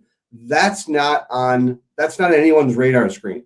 Republicans are going to continue to try to focus on fraud, and I applaud them for doing that. But the truth of the matter is, when families are being divided, we have ICE and border agents on the street of the state. We have Minnesotans dying. We have 5-year-olds being taken into custody That's the campaign. And as much as Republicans want it to be about something else, they've lost that opportunity. I'm also kind of interested to see how this plays out in outstate Minnesota. And here's the reason is that there have been two groups that have or I guess they're the same group that have kind of spoken out against it. It's the law enforcement, the Minnesota Sheriff's Association, once again a relatively right-wing group, very pro, Sheriff's Association, pro, county sheriff sort of thing. They've been very critical of this whole thing, saying, telling the counties, including Cottonwood County, I believe it was, don't give them anything unless they've given you a warrant, because then you are going to get sued and you will lose. That happened up in Nobles County. You have the corrections department who has gone outright against them and saying, okay, no, you bring us a warrant, we will give you whoever you want. You guys just are not doing that, and you're expecting us to take the legal culpability of handing somebody over. It shows you kind of how haphazard ICE has been doing this, just this whole idea that there's no rules that apply to them. But when you have these groups, including in red counties, where they're saying, okay, we're not going to help you guys because you're not going to offer us any legal help, any financial help, and you're not going to pay the fees we're going to incur if we give you this guy without a warrant, it's creating this even larger nightmarish mess. And we haven't even gotten into the impacts to the ag sector out there. That is, it's going to make it even harder to sell. I think, especially when you look at someone like Klobuchar on the ticket, who has a lot of appeal in outstate Minnesota. These are all dominoes that are lining up negatively against the Republicans at this point, because once again, the U.S. Attorney's Office, the Minnesota Sheriff's Association, the county sheriffs, these are not exactly liberals that are out there going out there and kind of trashing what's going on right now. No, you're absolutely right. Republicans want to claim that they support law enforcement and they back law enforcement. On one day, a group of local law enforcement gave one message that completely differed with what the federal government was later saying. And there's a difference between being federal agents and being law enforcement, but Republicans are divided right now on what's going on, because it's not as easy just to say we back the blue or we back law enforcement, because a lot of local law enforcement agencies at the city and county level have raised a lot of concerns about what's going on here and how that's happened. Republicans also used to be the party of local control. They liked government at its lowest level. When I was deputy chair, we used to talk about that all the time, about we're a party of local control. But for some reason, Republicans particularly are going to be dealing with, they have an expanded belief of federalism and what the United States government can do to Minnesotans. And I got to tell you, not standing up for Minnesotans is not a good way to show you're ready to lead the state. And that's the challenge that Republicans have. And again, I'll just point something out to you. I think the fair estimate, Matt, is there were close to 50,000 people that showed up for that kind of ice out day, that day of kind of rally and protest. Downtown, yeah. I cannot think of in a time, and I would defer to your knowledge too, of any type of time we've seen a center-right type of rally that has occurred with any type of significance. Minnesotans are coming out. Minnesotans are sitting back and saying, enough is enough. They're going out to the streets. They're being engaged, and they're getting organized. And the Republicans, I think, right now have to start understanding they're facing, when the waters recede, they're going to have an entirely different political landscape in this state that's unfolding. And I don't know how they're going to come out on top in this election after what the federal government has done and the fact that they've stayed silent for so long. Yeah, you got the Bruce Springsteen song "Streets of Minneapolis," the #1 song on iTunes right now. I mean, it's like you're looking at this, and as you said, I mean, and that was the people that showed up for the march at minus 10 degrees. They estimate of all the people that didn't buy anything and stayed out of the economy for the day was a quarter of the state. They said a quarter of the state did that. I mean, and if you're looking at those numbers, you and I just can be numbers guys here for a second. If you already know 25% of the population is on the other side, that means you need to win 2/3 of the remaining 75% for you to have a chance at winning. And that number is going to be an incredibly difficult thing to do when you're facing the headwinds of a Trump. I keep asking this question, and I'll ask it to you again, because I know your analysis and commentary. When did it become a Republican position to be on the side of the federal government in killing 2 Minnesotans? When did it become that you should be on the side of 5-year-olds being separated from their family members and it being handled in this way? I got to tell you something. This has permeated more down to average Minnesotans than I think Republicans wish to admit. I know it's great for these influencers who want to come here and lampoon and make fun of Minnesota. There was one today on social media who was referring to immigrants as animals. This is not the type of message that's going to win over Minnesotans. No. And I reject the premise that when Alex Preddy is laying in the street dead, that the Republican position should be that was deserved or that made sense or that was right. I reject that. Well, and this is why I talk with you, is because you have common sense. And once again, that doesn't mean that we agree on necessarily in transportation or education or healthcare policy, but we can have a common sense about discussion about what, humanity and human rights are.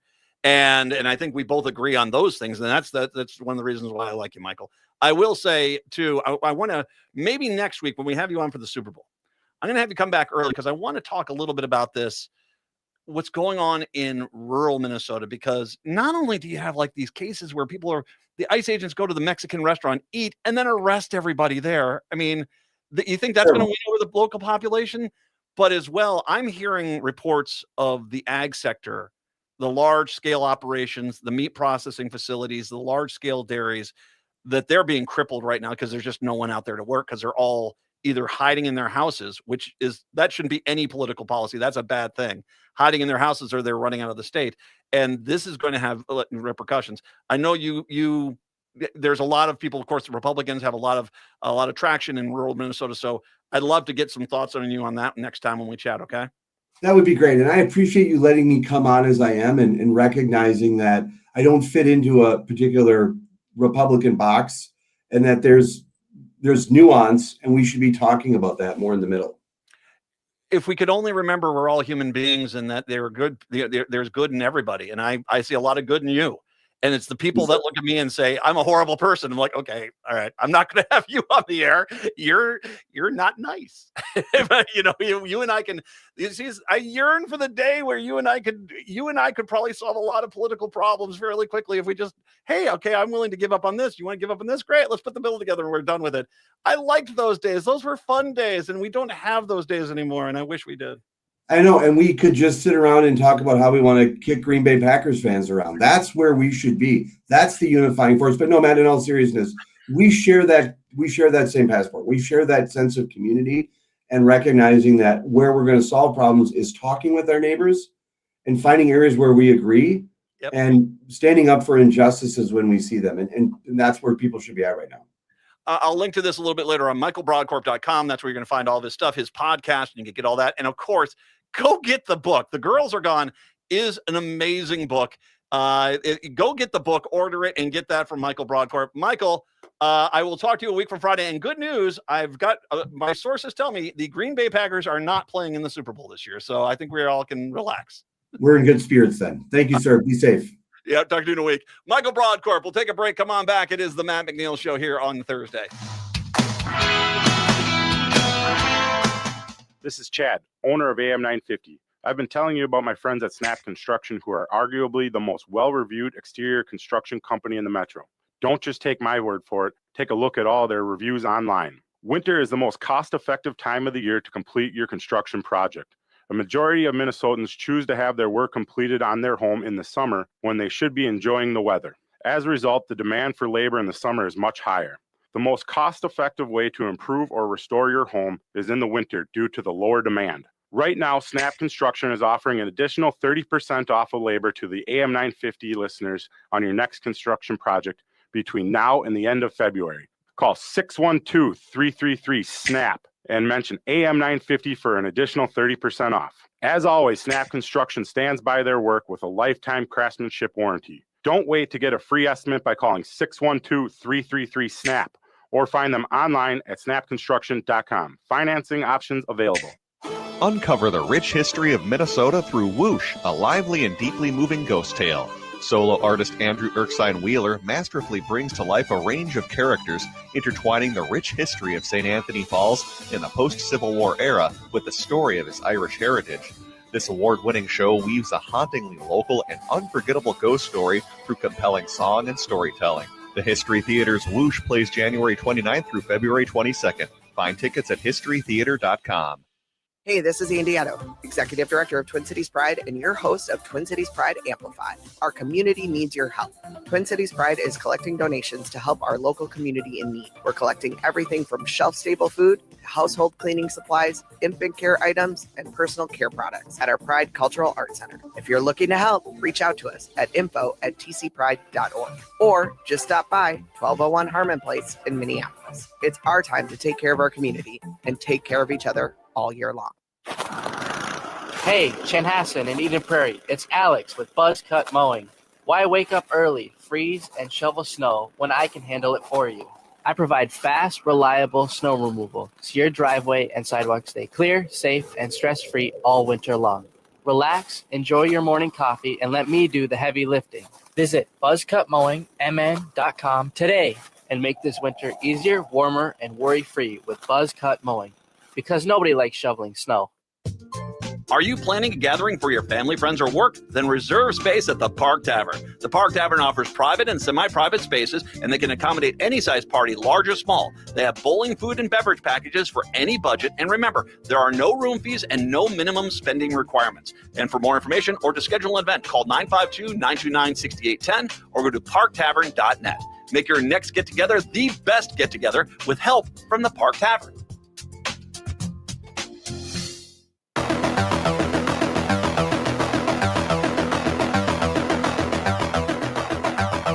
It is the Matt McNeil Show.